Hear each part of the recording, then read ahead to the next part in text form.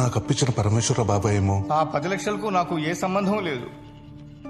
నేనెవరో కూడా తెలియని వాడేమో. ఇతను రాజగోపాల్ గారిని చంపటం నేను కళ్ళారా చూశానమ్మా.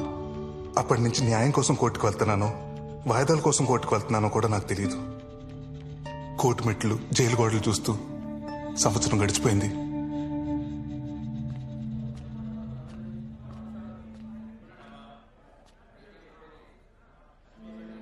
నేను కలవడానికి మీనాక్షి వాళ్ళ నాన్నగారు వచ్చారు. రండి అంకుల్.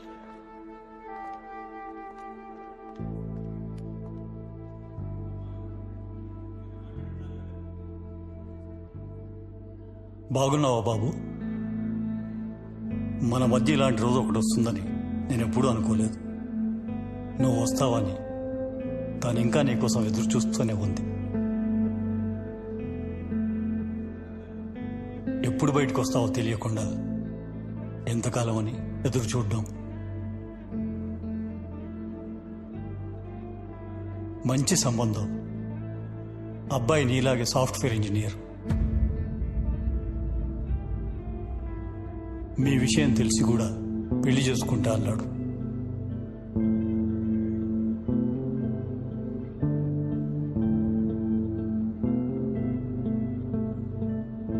నిజమే మీనాక్షి,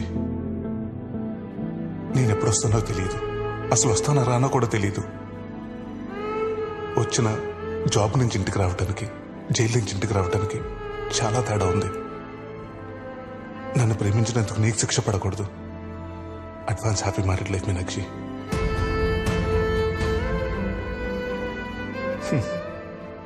నువ్వు అనేదాను కదా, పిల్లలు చెప్పడానికి ఒక కథ ఉండాలని. అవును, ఇప్పుడు అది నీకుంది. బాయ్.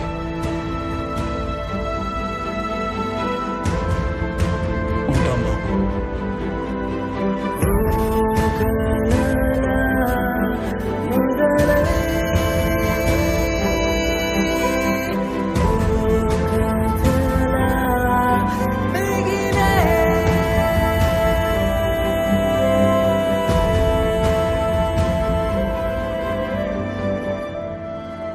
ములకత్ అంటే మామూలుగా మాట్లాడడానికి వస్తారనుకున్నాను కానీ ఇలాంటి డెసిషన్ తీసుకుంటారనుకోలేదు బా.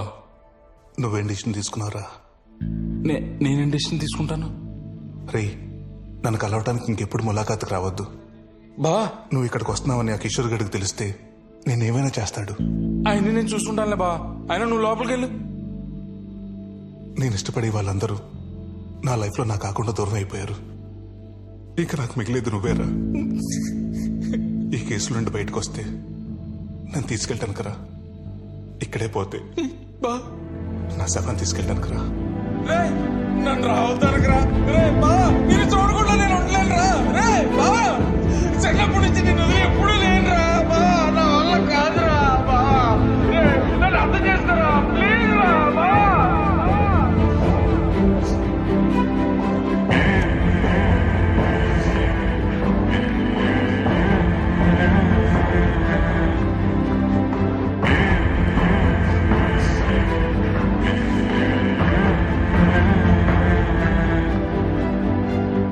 అప్పటికెళ్ళి సంతోష్ మిమ్మల్ని కలవనికి రాలేదా? నేను కోర్టుకు వెళ్ళిన ప్రతిసారి నన్ను చూడటానికి వస్తానని తెలుసు. నా మాటకు వాల్యూ ఇచ్చి నాకెప్పుడు ఎదురుపడలేదు.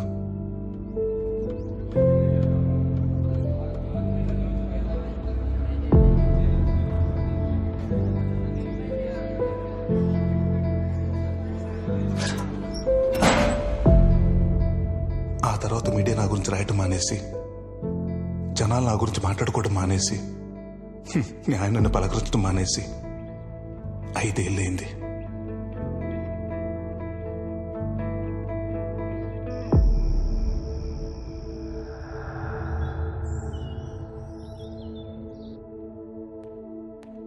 సూర్య, నిన్ను గెలవనికి ఎవరో వచ్చిండ్రు. ఏంది ఆలోచిస్తున్నావు? నిన్నెవ్వరు గెలవక 4 ఏళ్ళాయి. పోయి కలవరాదు.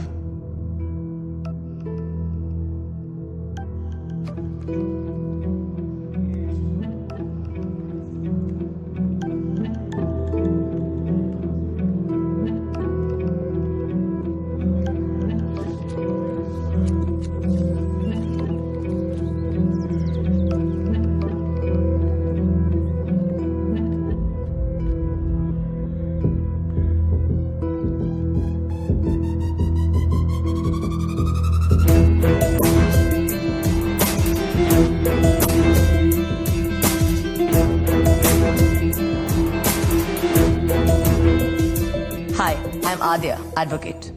ఒక 6 months నుంచి మీ కేసు స్టడీ చేస్తున్నాను. మీ బెయిల్ గురించి మాట్లాడడానికి వచ్చాను.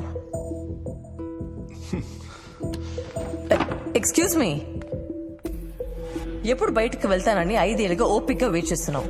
నీకోసం వచ్చిన లాయర్తో ఒక 5 minutes మాట్లాడే ఓపిక లేదా? 5 ఏళ్ళు కాదు 10 ఏళ్ళైనా వెయిట్ చేస్తా.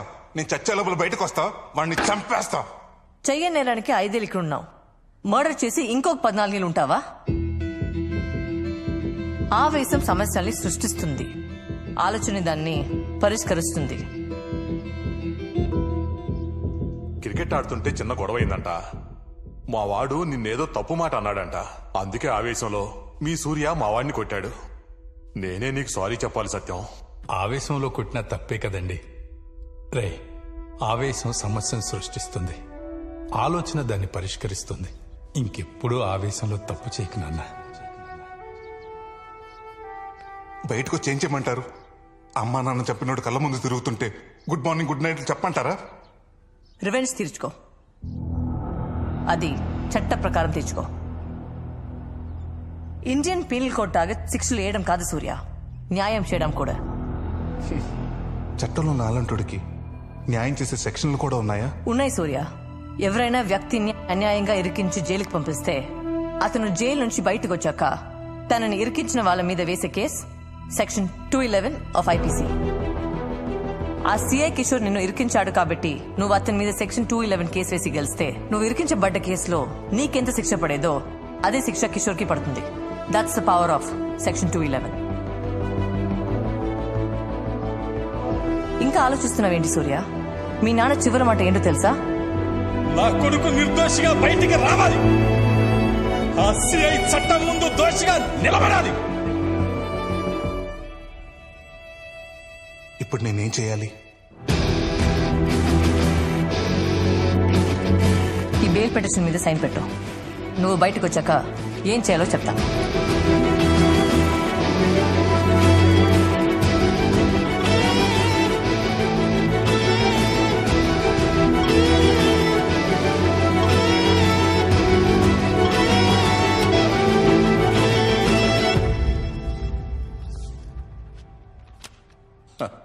మొత్తానికి సూర్యకి బెయిల్ తీసుకొచ్చావు. దుర్గారావు, సార్ మేడం గారిని సూర్య సెల్ దగ్గరికి తీసుకెళ్ళు. అట్లానే సార్. Okay sir. రాండి అమ్మా. అమ్మా, సూర్యప్రకాష్ కోసం దేవుడే నీ రూపంలో వచ్చినట్టుంది. నాకు చాలా ఖుషిగా ఉందమ్మా.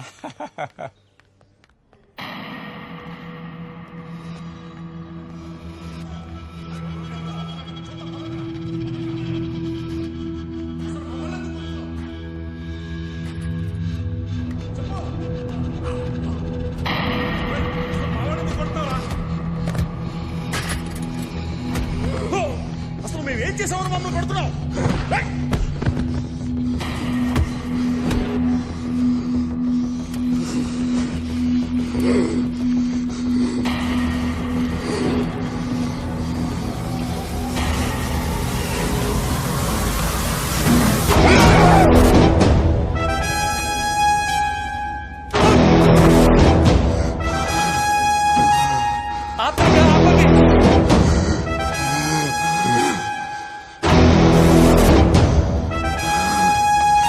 కొట్టదు భయ్య, ప్లీజ్ భయ్య, కొట్టదు భయ్య. 5 ఏళ్ల తర్వాత బయటకు వెళ్తారు. మీరు కొడితే ఇప్పుడు బెయిల్ క్యాన్సిల్ అవుతుంది భయ్య. నా మాట ఇరువురు భయ్య, ప్లీజ్.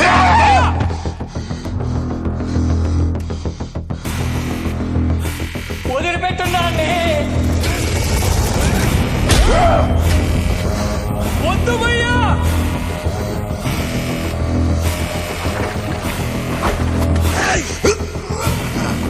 కొట్టగండ్రా.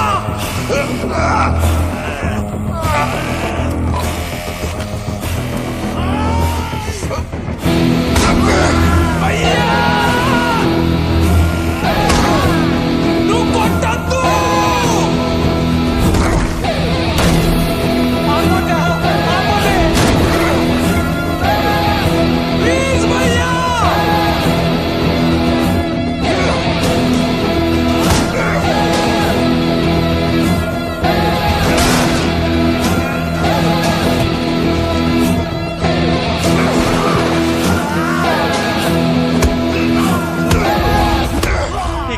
బతుకంతా జైలు పాలేనమ్మా.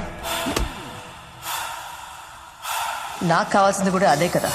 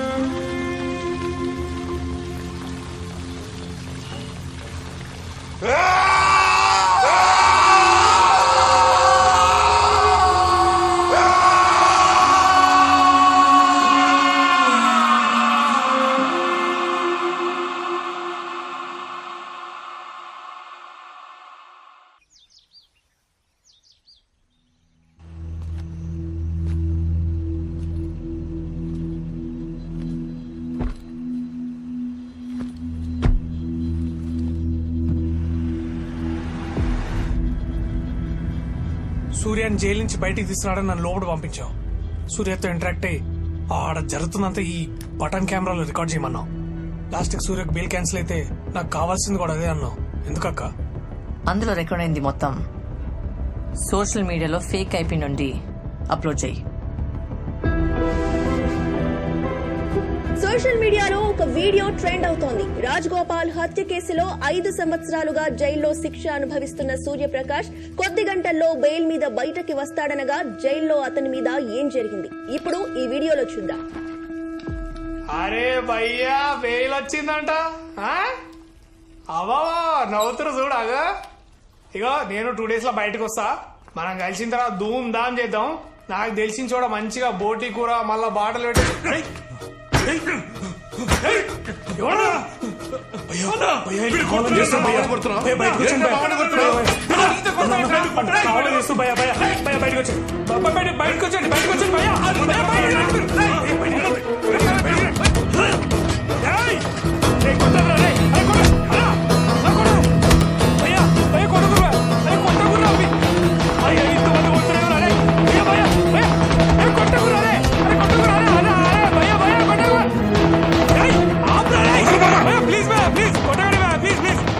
జైల్లో ఇంత నిర్దాక్షిణ్యంగా మానవ హక్కుల ఉల్లంఘన జరుగుతూ ఉంటే జైలు శాఖ ఏం చేస్తోంది? హ్యూమన్ రైట్స్ ఎలా రియాక్ట్ అవబోతోంది? దీనికి సంబంధించి హ్యూమన్ రైట్స్ అధికారి పృథ్వీనారాయణ లైవ్ లో ఉన్నారు. వారిని అడిగి తెలుసుకున్నారు. మేము ఇప్పుడే ఆ వీడియో చూసామమ్మా. రేపు తప్పకుండా జైలుకి వెళ్ళి తగిన యాక్షన్ తీసుకుంటాం. అలాగే సూర్యప్రకాష్ని కలిసి జరిగిందేంటో ఆయన ద్వారా కూడా వివరాలు సేకరించి ప్రభుత్వానికి రిపోర్ట్ సమర్పిస్తాం. అక్క నీకు ఇట్లా జరుగుతుంది ముందే తెలుసా? సూర్యాని బయటకు రాకుండా ఏదో ఒకటి చేస్తారని మాత్రం తెలుసు. ఇట్లా కాకపోయింటే బెయిల్ మీద బయటకు వచ్చేవాడు. జరిగింది కాబట్టి అడ్వాంటేజా? కేసుకు బలం వస్తుంది. 5 ఏళ్ల క్రితం మీరు వచ్చిండుంటే సూర్యకి ఇలా జరిగేది కాదు మేడం. 5 ఏళ్ల క్రితమే నాకు లా డిగ్రీ వచ్చుంటే నేను కూడా సూర్యని ఇలా వదిలేదాన్ని కాదు సంతోష్.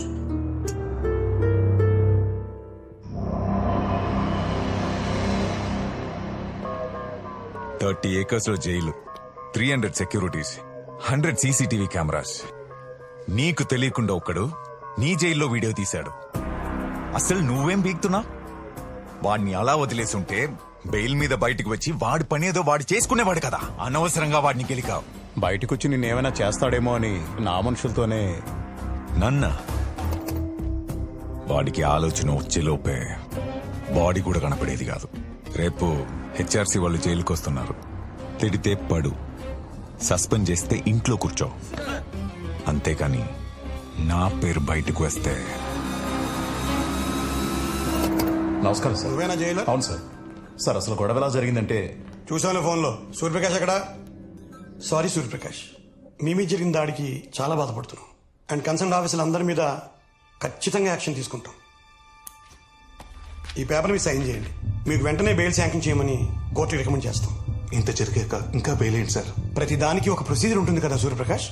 ఒక మనిషి పుట్టడానికి కూడా 9 నెలల టైం పడుతుంది. మరి నాకు న్యాయం చెప్పడానికి ఏంటి సార్ ఇన్ని సంవత్సరాలు పడుతుంది? నేను తప్పు చేస్తుంటే నన్ను శిక్షించండి, చేయలేదంటే నన్ను విడుదల చేయించండి సార్. సూర్యప్రకాష్ కేసుని ఫాస్ట్ ట్రాక్ కోర్టుకి బదిలీ చేయాల్సిందిగా మానవ హక్కుల కమిషన్ ప్రభుత్వానికి నివేదిక సమర్పించింది. 5 సంవత్సరాలుగా జైల్లో మగ్గిపోతున్న సూర్యప్రకాష్ కి న్యాయం జరుగుతుందా? చూద్దాం.